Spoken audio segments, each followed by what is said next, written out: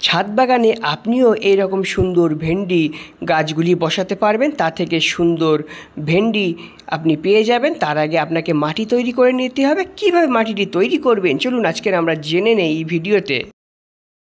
আপনারা দেখছেন আপনাদের প্রিয় চ্যানেল রূপ গ্রিন। মার্বেলের সুন্দর সুন্দর ডিজাইনের গাছ দেখতে হলে marble design etc coupon channel subscribe করুন।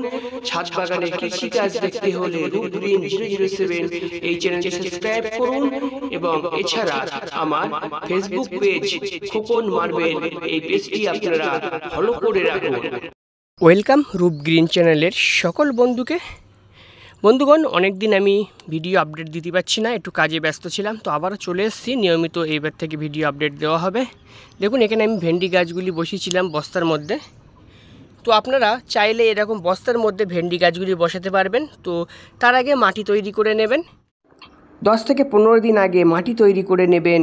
5 ভাগ দেবেন মাটি, 3 ভাগ দেবেন গোবর সার, 1 ভাগ দেবেন লাল বালি, আর 1 ভাগের মধ্যে থাকবে শিংকুচি, নিমখোল, হাড়ের গুঁড়ো এবং ভার্মি কম্পোস্ট। এইভাবে মাটিটাকে তৈরি করে নিয়ে বস্তার মধ্যে 10 থেকে 15 দিন রেখে দিন।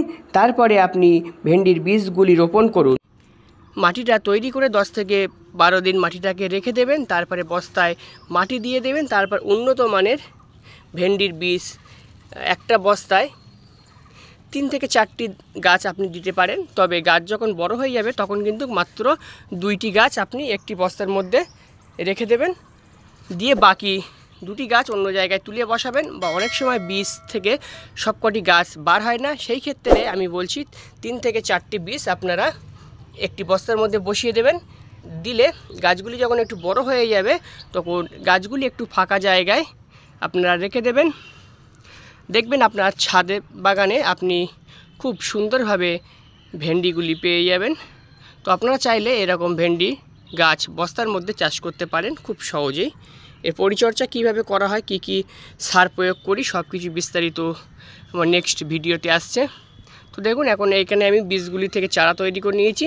এখন এই ভিতরে যে বন জঙ্গলগুলি হয়েছে সেগুলি সব আমি এখন পরিষ্কার করে নেব। পরিষ্কার করে নিয়ে গাছে অনেক পাতা হয়ে গেছে, গোড়ার দিকে পাতাটা একটু ভেঙে দেবো যাতে হাওয়া চলাচল করতে পারে ভালো। এবং মাটিগুলিকে একটু খুঁচিয়ে দেব। দিয়ে এখন আমি কিছু করব না, গাছে যখন ফুল আসবে তখন আমি কিছু সার প্রয়োগ করব এর মধ্যে। তো এইভাবে আমি গাছগুলিকে একটা জায়গায় তৈরি করে নেই। তারপরে কি করি, অন্য জায়গায় আমি গাছগুলিকে নিয়ে সুন্দরভাবে সাজিয়ে রাখছি। দেখুন কিভাবে আমি কোথায় রেখে দিচ্ছি, দেখাই আপনাদেরকে। দেখুন এইখানে এইভাবে ফাঁকা করে সাইড দিয়ে পুরো গাছগুলিকে সব বাগান আমি রেখে দেব।